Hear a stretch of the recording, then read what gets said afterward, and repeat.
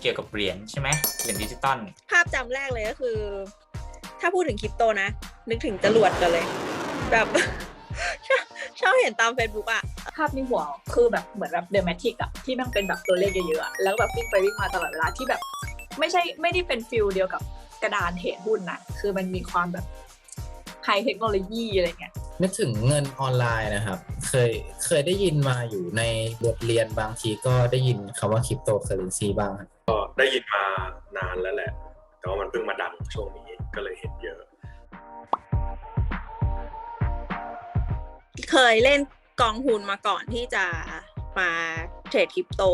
แล้วก็เลยรู้สึกว่ามันก็เติบโตยากเหมือนกันเนาะอะไรอย่างเงี้ยยิ่งในช่วงนี้ด้วยอะไรเงี้ยก็เลยขายกองทุนทิ้งละเล่นกองทุนอยู่แต่ว่าหลักๆตอนนี้ก็จะมาเล่นคริปโตเคอเรนซีเนี่ยแหละครับก็มันมีเหรียญใหม่หรือว่ามันมีข้อมูลใหม่มาทุกวันเนาะก็เลยทำให้รู้สึกตื่นเต้นดีก่อนหน้านี้เคยซื้อกองทุนของธนาคารอะไรเงี้ยแต่ว่าก็ไม่รู้เรื่องหรอกตอนนั้นแค่เห็นแม่ซื้อก็เลยถามแม่ว่าซื้อตัวไหนดีแล้วก็ซื้อตามจบ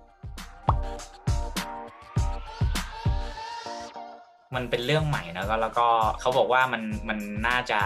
มีผลในอนาคตก็เลยน่าสนใจครับถ้าดูว่าจะซื้อไหมนะตอนนี้คิดว่าอาจจะต้องศึกษาข้อมูลเพิ่มเติมอีกเยอะอยู่เพราะว่าด้วยความที่ก็เพิ่งทำงานมาได้ประมาณ2 ปีค่ะแบบ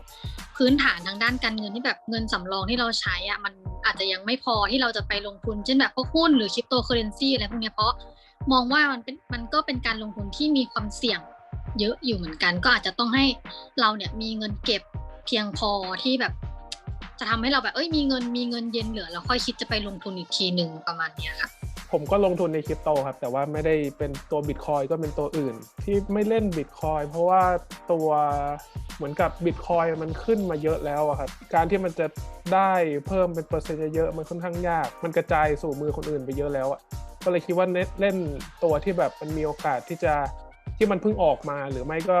มีโอกาสที่จะแบบมีแอปพลิเคชันอะไรที่แบบเพิ่มเข้าไปให้มันทำให้มูลค่ามันเพิ่มขึ้นได้เยอะกว่าตัว Bitcoinนะถ้าถามว่าแบบจะจริงจังไหมนี่คิดว่านี่จะจริงจังกับอะไรแบบนี้เหมือนกันเพราะว่า1มันเป็นการใช้เงินทำงานอะถ้าเกิดสมมุติเรามีความรู้ในเรื่องนี้มากกว่านี้รู้อะไรมากกว่านี้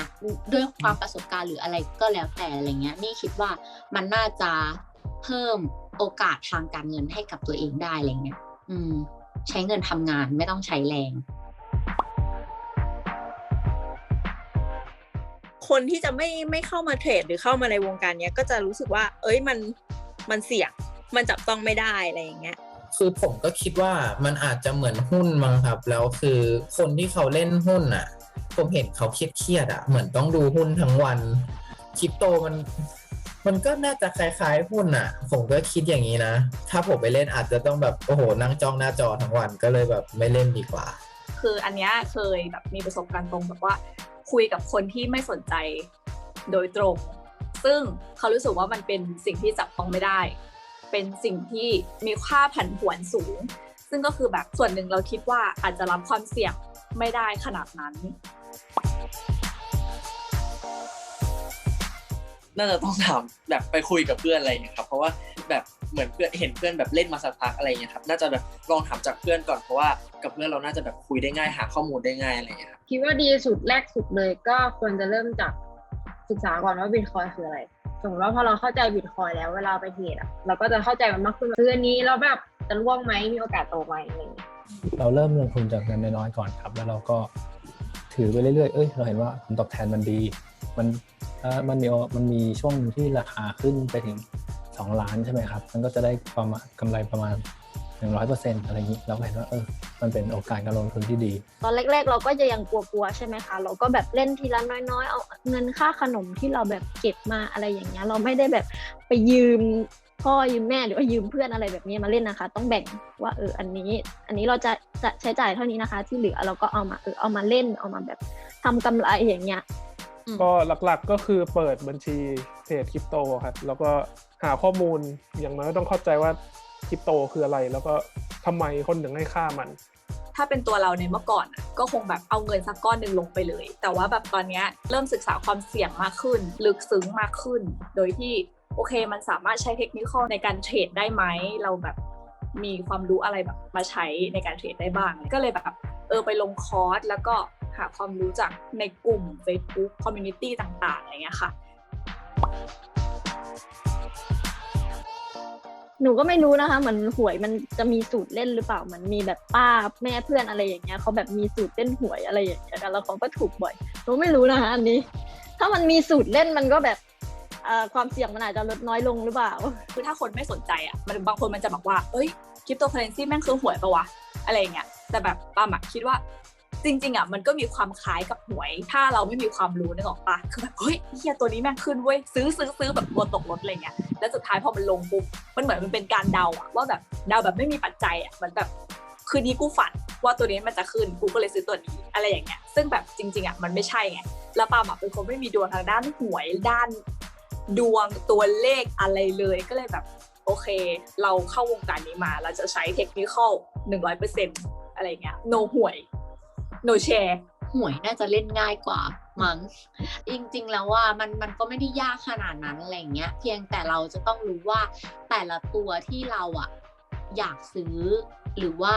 มันดีอะไรเงี้ยพวกนี้มันจะต้องอ่านพวกสถิติอะไรเงี้ยพวกกราฟอะไรเงี้ยเยอะๆถูกไหมว่าเราจะต้องดูแนวโน้มของมันว่าความเป็นไปได้ของมันจะขึ้นหรือลงเราควรที่จะซื้อตอนไหนหรือว่าขายตอนไหนอะไรประมาณเนี้ยมันก็เป็นดวงเหมือนกันแต่ว่ามันจะใช้หลักสถิติเข้ามาด้วยคล้ายๆกันแต่หวยก็จะแบบง่ายกว่าซื้อแล้วก็ถูกเลยอะไรเงี้ยใช้หนี้ก่อนเลยอันดับแรกถ้ามีเงินถ้าคนเอามา10 ล้าน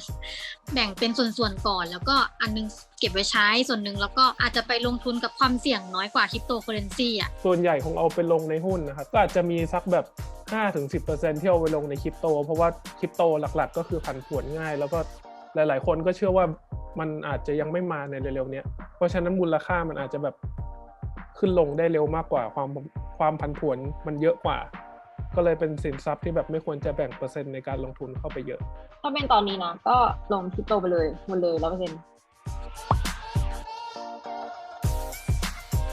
ไม่ตอบว่าไม่สนใจเพราะว่าโดยส่วนตัวแบบเล่นเป็นงานอดิเรกเฉยๆอะไรอย่างเงี้ยไม่ได้คิดว่าจะจริงจังเอาเป็นอาชีพคิดว่าไม่ค่ะเรารู้สึกว่ามันน่าจะมีปัจจัยที่สร้างความเครียดคนละแบบพอเราเป็นนักเทรดอย่างเงี้ยเราก็มีความเครียดแค่แบบอัตราการแบบคือเข้าขายออกหรือว่าแบบ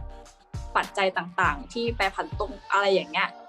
คือแบบมีทั้ง stable และไม่ stable แต่ว่าพอถ้าเราเข้าไปทำงานข้างในแล้วความรู้สึกว่าความเครียดมันจะมีมากกว่านั้นก็จริงๆก็อยากร่วมงานเพราะแบบเป็นหนึ่งในบริษัทที่แบบอย่างน้อยก็บริหารโดยคนรุ่นใหม่cultureมันก็จะแบบไม่เก่าคำพึกขนาดนั้นก็อยากนะคะเพราะหนูก็คิดว่าถ้ามันเป็นเรื่องของอนาคตข้างหน้าแล้วเราพาตัวเองไปอยู่ในบริษัทที่เขามีความเข้าใจในเรื่องนี้เราก็จะแบบจะได้โอกาสมากกว่าคนอื่นนะคะจะเข้าใจในเรื่องที่เราแบบชอบมากขึ้นในเรื่องที่เราสนใจมากขึ้นผมก็อยากถามเนี่ยว่าเหรียญที่ผมลงทุนเนี่ย 2-3 ตัวเนี่ยมันจะทำให้ผมแบบรวยได้เลยไหมภายในอาทิตย์หน้าอะไรอย่างนี้อยากถามว่า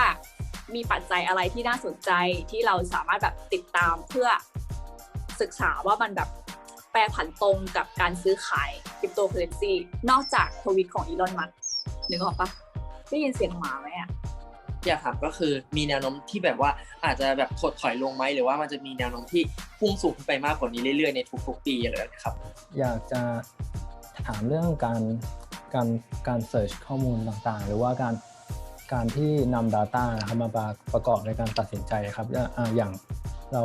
เลือกหุ้นตัวหนึ่งหรือเราลงทุนในสินทรัพย์ตัวหนึ่งเนี่ยเราก็ต้องการที่จะมีข้อมูลเกี่ยวกับสินทรัพย์นั้นๆมากพอสมควรครับเพื่อเราจะได้มั่นใจในการเข้าไปลงทุนแล้วก็เป็นการยิ่งเรามีความรู้มากเท่าไหร่นะครับเราก็จะสามารถคำนวณความเสี่ยงแล้วก็ป้องกันความเสี่ยงได้มากขึ้นด้วยครับ